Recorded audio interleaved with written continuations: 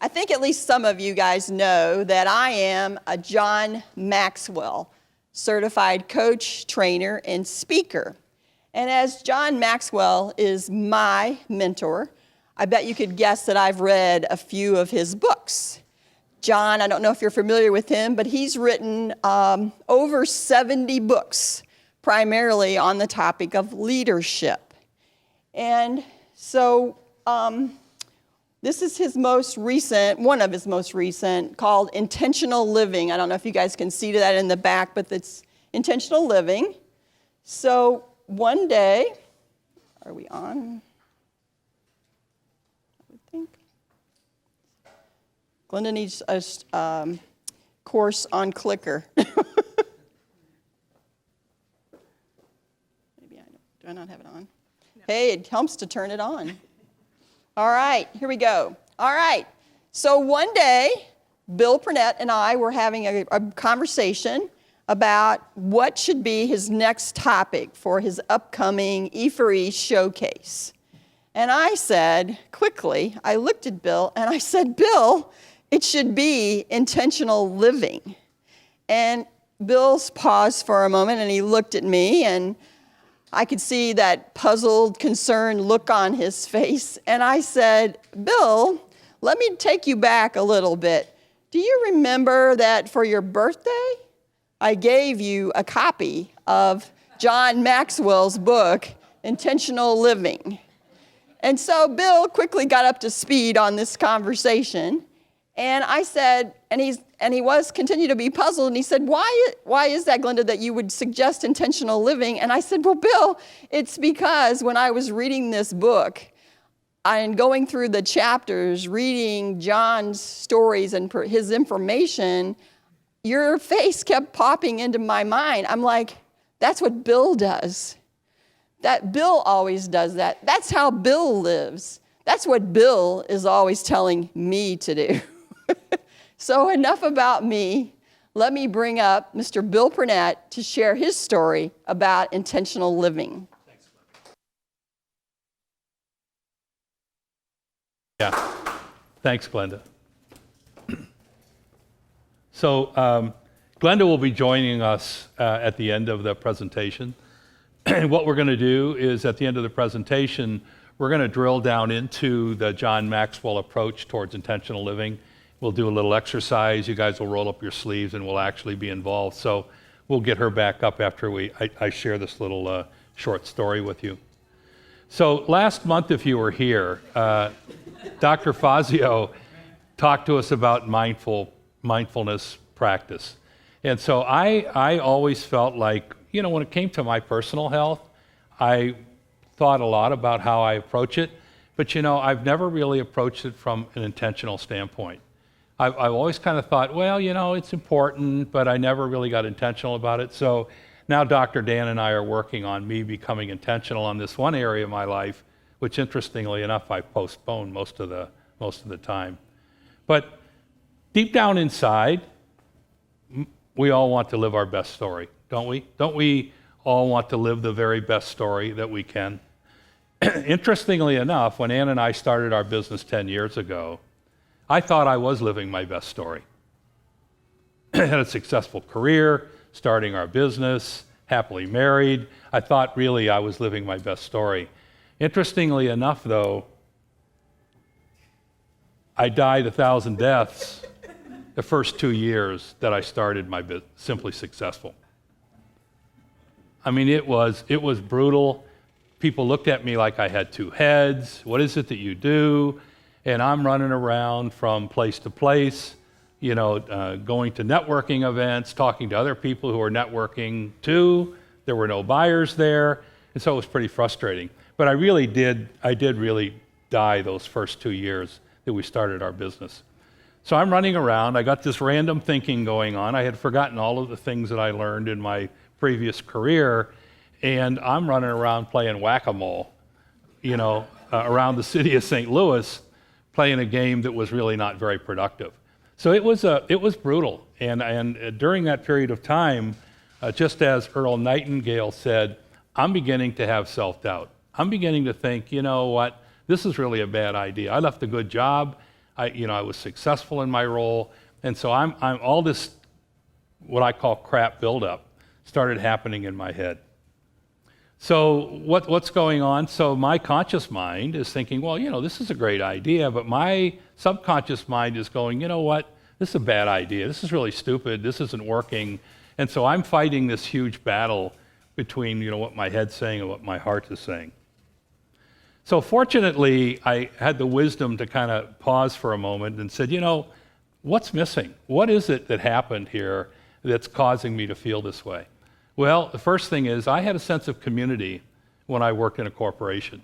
Even though it wasn't a community that I thought highly of, there were people in that organization that I felt a sense of community. I no longer had a sense of identity, and I no longer had a sense of purpose as a result of what was going on.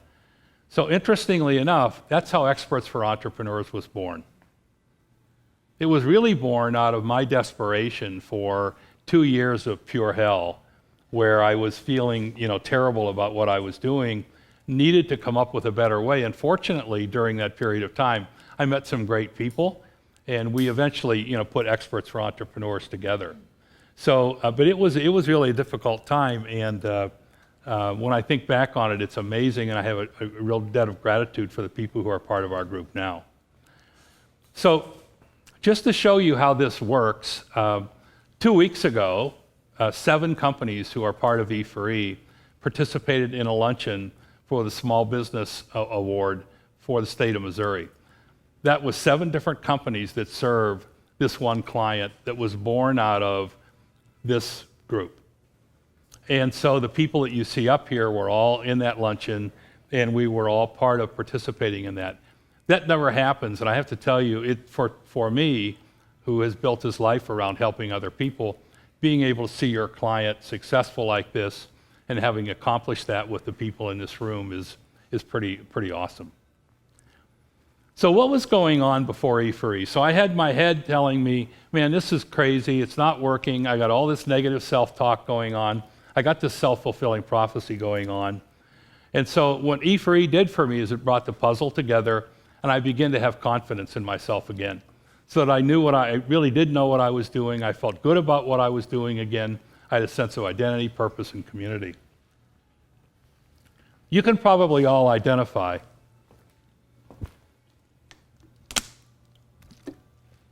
with this merry-go-round that I was on during that period of time, right? I think you frequently end up in the same situation where you feel like things are spinning out of control in your business or in your life. So, we either seem to go to one extreme because we have hardwiring in our heads. We go to one extreme, which is we're acting a little too spontaneous, or on the other side, we're overly planning, but we're not really centered. But what I've learned is that by being intentional, I can be both fast when I need to be fast, and I can be slow when I need to be slow, and I can serve both of those purposes. So being intentional allows me, by acting intentional, it allows me to overcome some of the natural tendencies that I have because I'm being intentional about the way I approach things. So what did I do first? Well, when I got in this situation, I had to kind of regroup, and so I had to rethink this, and I thought Shakespeare says it well when he says shiny things are not necessarily precious things. And so what I really had to do was to regroup and go, what's really precious to me is the relationships. Are there a lot of things going on out there? Yeah, there really are, but it's really the relationships that you build that are precious. And so that really kind of got me going back in the right direction. So I'm just ask you the question, so how do you feel about the way you are being intentional in your lives? Could you live your best story if you were being more intentional? So I'm going to what we want to do is to look at the difference between thinking about things and thinking about we're going to be intentional versus actually acting, being intentional. And so we're going to do a quick little exercise. There should be a manila folder on the front of your table here. If you all take, there are 2 handouts in there, so just take the first one, the first handout. And what I'd like you to do is privately just go through the list, and Glenda, I'm going to call you up because I need your help on this. is what we want to do is just go through this list and take a look at 2 or 3 things and circle them if you feel that by acting on those 2 or 3 things, you could become more intentional. So think about yourself, think about what you'd like to do, and what could you do there that would help make your being more intentional. You're not going to share this with anyone else. This is just a private. But what could you do that if you did them, you could feel more like you were being intentional? And these are just top of mind things. So, you don't need to overthink it. Just running through the list, what's top of mind that says, if I would do this, I could be more intentional. If I would do that, I would be more intentional. Okay, have you got a few things there to work on? Because we're going to give you a homework assignment in a little bit. So take the second enclosure there. Pass that around to the table if you would. So how I'd like you to look at this is just put a check mark in the box and those things that you think describe how you feel about being intentional. So how do you feel about being intentional? Just put a check mark in those things that you think describe you when it comes to how you feel about being intentional. Okay, if we could have your attention now up to the front, you'll see that we've changed that page. And Glenda's going to tell you a little bit more about how to work with that page now. Absolutely. This exercise is a little bit about self-awareness. Where am I at? How self-aware am I about how I live intentionally? So we wanted you to check off the boxes that really spoke to you, or the land that you think you live in. And then when you look at your list, if you're the list that's under the heading of good intentionals, then that means that you live in the land, maybe primarily, if you have several check marks over there, of good intentions, which that doesn't mean that you're a bad person. That just means that that's just where you are right now. And a lot of us do have good intentions in the way we live both our professional and our personal life. So that's really not an issue if you have several check marks over there. Although in the middle are the words that really speak to, are you living an intentional life? And through Bill's story, he kind of shared with us, what does that really mean? So if you have, several check marks in that middle column, then that means that, you really kind of get this already, this topic about how important and how successful you can really be in both your personal and professional life if you live intentionally. And then the third column speaks to the results. That if you live a life of intentionality, then of course you're gonna achieve results. You're gonna feel more fulfilled. You're gonna, be more proactive. So just the idea of the exercise is really just for a few moments to just think about where you are, and then of course the point that Bill's trying to make in his presentation is, there really is value. It's about leading a life of significance. That your life really has meaning. And you can only really get there if you are intentional about it. If you think about the activities that you do each day, that being intentional will get you a whole lot farther. I know I am, and we know a lot of people out there that have good intentions. And how many things do we say sometimes, I'm going to try to do that, or someday I'll do that. Those are all words, phrases, watch yourself. Those are all good intentions. And like I said, that doesn't mean that you're a bad person. It just means that you want to move on some of those a little bit more quickly. And I think, Bill, you've got something to share about an actual tool around being intentional to help us. So interestingly enough, this is a little off script. When Glenda brought this to my attention, it upped my game. Interestingly enough, even though I do act intentionally, I really didn't realize it, and it was kind of almost like something. So now that I know what to call it, now that I know what it is, I feel like I'm actually more aware of it, and I'm actually more intentional now than I was before. So a good colleague and friend of ours, Dale Furtwängler, said that we have the power to fix any problem that we create, right? In his book on confidence. And I really do believe that that's true. There is a direct relationship between, as I became confident, I began to fix my own problem. And so, Dale, thank you. To me, that's a great insight. So change is tough, right? Change is really hard. I don't know if you have, I've got some new shoes at home that I've had for quite a while. I don't want to put them on because they hurt when I put them on.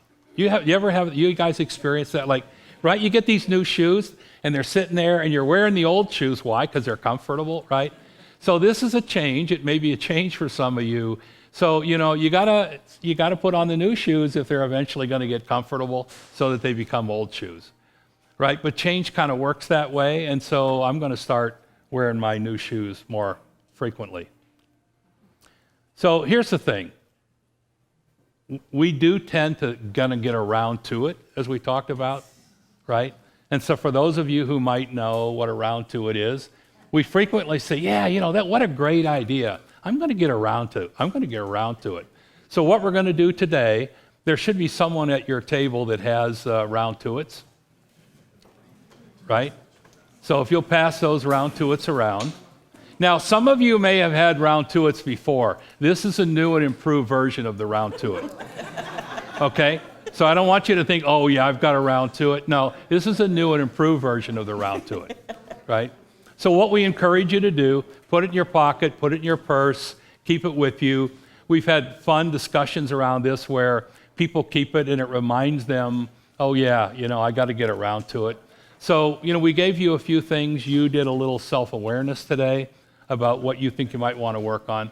So why don't you get around to doing something about it? So that's our presentation today, so thank you very much.